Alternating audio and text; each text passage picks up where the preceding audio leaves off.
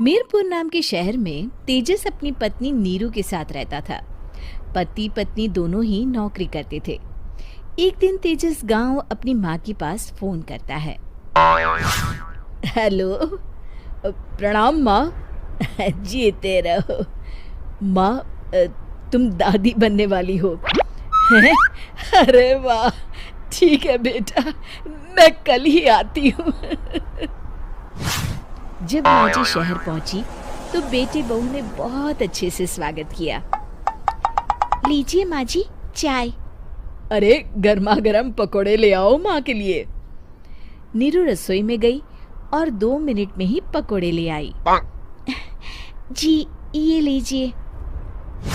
बहू जादू से बनाए हैं क्या? अभी तो रसोई में गई थी। यम्मी। माँ जी, शीला रसोई में पकोड़े तल रही है, मैं बस लेकर आई। हे भगवान, मेरा धर्म भ्रष्ट कर दिया तूने। अब तो गंगा जल से शुद्धिकरण करना होगा। दूसरे दिन, माँ जी मैंने नाश्ता बना दिया है, ऑफिस जा रही हूँ। पर अभी तो घर का सारा काम पड़ा है। शीला आती ही होगी, झाड़ू पोछा बर्तन कपड़े वो सब कर लेगी। हमारे जमाने में घर का सारा काम हम ही करते थे। जी माँ जी, आप बहुत होशियार हैं, मैं घर ऑफिस दोनों नहीं संभाल पाती। तो जरूरत क्या है घर से बाहर जाकर चाकरी करने की? वैसे भी घर का काम खुद करने से घर में बरकत आती है, समझी? पर माँ जी। अरे वारे कुछ नहीं, इस महीने की पगार मिले फिर ऑफिस बंद है। हाँ।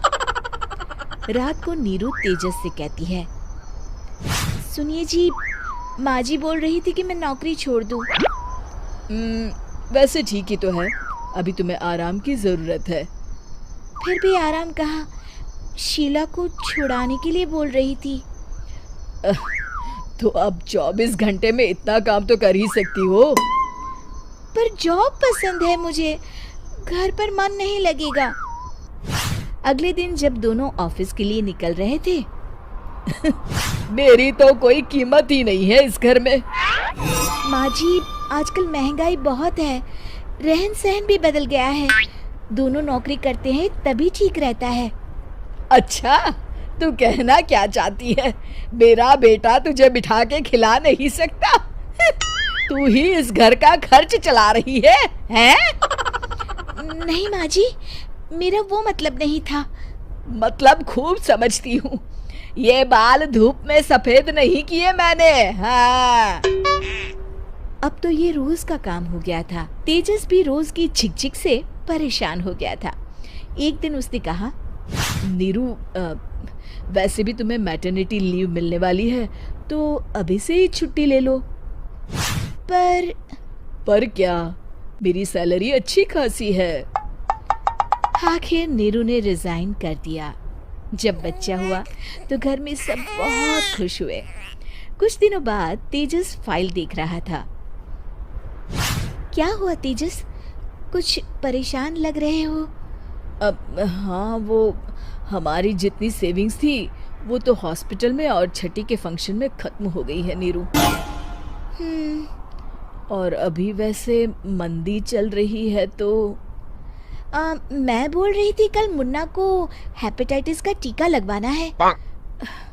नीरू, क्या पोस्टपोन नहीं कर सकते? नहीं जी, बिल्कुल नहीं। अब तेजस को समझ में आ रहा था कि उससे गलती हुई है। पैसों की कमी का असर घर के माहौल पर भी पड़ रहा था। अगले दिन, बेटा मेरा चश्मा और ये दवाइयाँ ले आना, पर्चा देते हुए माँ जी ने कहा। जी। तेजस, मुन्ना के लिए दूध का डिब्बा और डायपर भी ले आना, और ये किराने के सामान की लिस्ट है, इसे भी लाना है। तेजस गुस्से में लिस्ट मरोड़कर फेंकता है और चिल्लाता है, पैसे क्या पेड़ पर उगते हैं? ये ले आना, वो ले आना। अरे पर ये जरूरत का सामान ही है। वो गुस्से में बिना कुछ कहे ऑफिस चला गया। अरे लंच तो ले जाइए। नीरू दौड़कर डिब्बा पकड़ाती है एक दिन खाना खाने के बाद, नीरू, अब तो मुन्ना कुछ बड़ा हो गया, तो अब तुम वापस ज्वाइन कर लो ना जॉब। पर इस रिसेशन में जॉब मिलना बहुत मुश्किल है।